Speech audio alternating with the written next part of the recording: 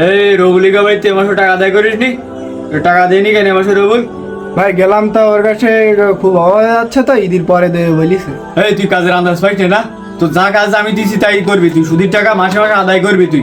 দরকার হয় মানুষের গোলায় পা দুটি দাঁড়াবি,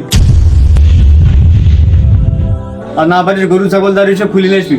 টাকা সুদের টাকা মাসে মাসে আদায় করতে হবে, অত কোনো খাতির নিয়ে আমার সাথে। ভাই ওর কাছে মুখের দিক তাকাই, আমি আর কিছু বলতে পারলাম না, আমার মুখ দিয়ে বেরোয়নি কথা। খুব খারাপ লাগতো আমার। খুব খারাপ লাগে না? তুমি এত খারাপ লাগলে কিছুদিন পরে তুমিও ফকির আমিও ফকির, আর ব্যবসা করতে হবে না, জোন দিতে হবে লোকের খেতে। ভাই কি হলো, ভাই কি হলো?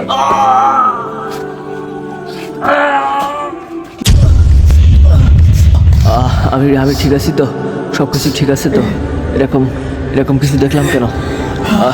রমজান মাস প্রায় শেষ, কিন্তু আমি তো এখনও মানুষের উপর নির্যাতন কমাতে পারলাম না। আর আর সুদ খাটানো যাবে না, মানুষের উপরে নির্যাতন করা যাবে না। প্রতি নিঃশ্বাসে আয়ু কমে যাচ্ছে।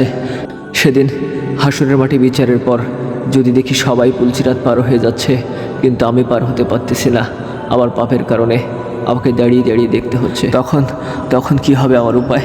না, এই রমজানেই আমাকে সব ছেড়ে ভালো হয়ে যেতে হবে। হ্যালো, কই তুই?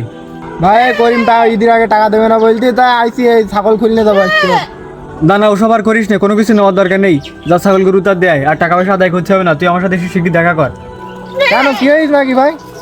তো যা বলি তাই শোন, বেশি বুঝিস নি, আমার সাথে আগে এসে দেখা কর তুই। হ্যাঁ তাহলে থাকেন আপনি, আমি আসছি দেখি। আসসালামু আলাইকুম। খেতে কি ভাই সালাম দিতে জানাচ্ছে? পাঞ্জাবি আর টুপি পরা, কি লাইন নাকি?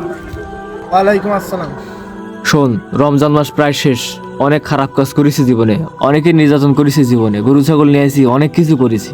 এগুলো আর করা যাবে না, আমার এবার ভালো হয়ে যেতে হবে। দেখ, প্রতি নিঃশ্বাসে নিঃশ্বাসে আয়ু বিয়োগ, হঠাৎ কখন মরে যাব, আল্লাহর কাছে কি জবাব দেবো বল? মানুষের সাথে তো নির্যাতন করি।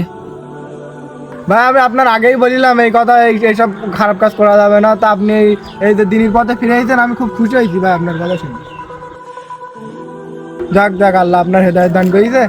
আল্লাহ রোজার মাসে ওসিলাই করি, আল্লাহ খারাপ মানুষগুলো ভালো হওয়ার তৌফিক দান করে। আমিন। সন্ধ্যেবেলা তাহলে তুই আমার সাথে দেখা করবি ইফতারের পরে, যেসব খাতা খতিয়ান আছে সব আমরা পড়াই দেবো, কারো কাছ থেকে কোনো প্রকার টাকা পয়সা নেবো না। আর আমার ওই ব্যাংকে যেসব টাকা আছে সব হিসাব করবো আর লিস্ট করবো। তোর যে ফেতরা, জাকাত আর গরিব মানুষই যা যা দেওয়ার দরকার আমরা সেগুলো সব দিয়ে দেবো, ঠিক আছে? এলাকায় মনে কর যেসব গরিব গ্রুপ মানুষ আছে সবাই লিস্ট করতে হবে। তাহলে হাট, আমরা এখন তো শুরু করি, হাট যায়।